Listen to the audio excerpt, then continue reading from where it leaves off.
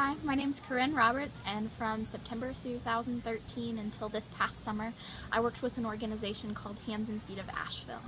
And so what that is it's a year-long commitment to do simple communal living in the Asheville area as well as service work. So I had 3 other roommates. We all lived in a home together, and we were each placed with different nonprofits to work with them throughout the city.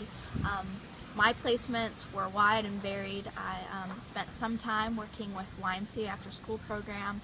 I worked with Habitat for Humanity with their construction volunteer coordinator, and then I worked with the Timothy Project, which is an organization that brings youth groups into the area to do service work and to figure out what that kind of looks like. And so through them, I partnered with a lot of organizations. We worked with the Veterans Restoration Quarters and the Crisis Ministry of ABCCM, working with solving the issues of homelessness. We spent some time at Manna Food Bank, which deals with food insecurity in the area. We also worked with Asheville Greenworks, which is a nonprofit environmental organization.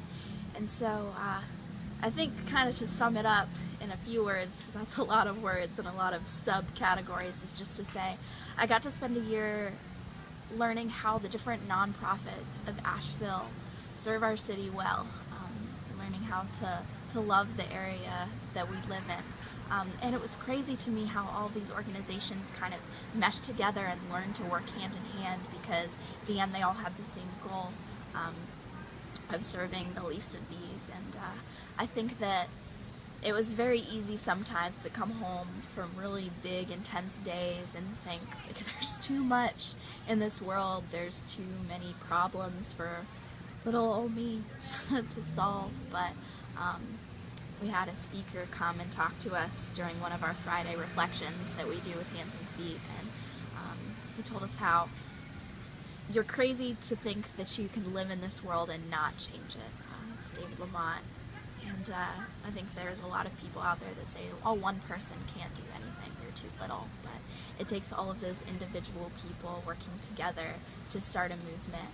And so I think the greatest thing that I took out of this past year is to stop thinking about doing service projects or mission weekends, and instead learn how to live a life of service and what that looks like in your day-to-day walk.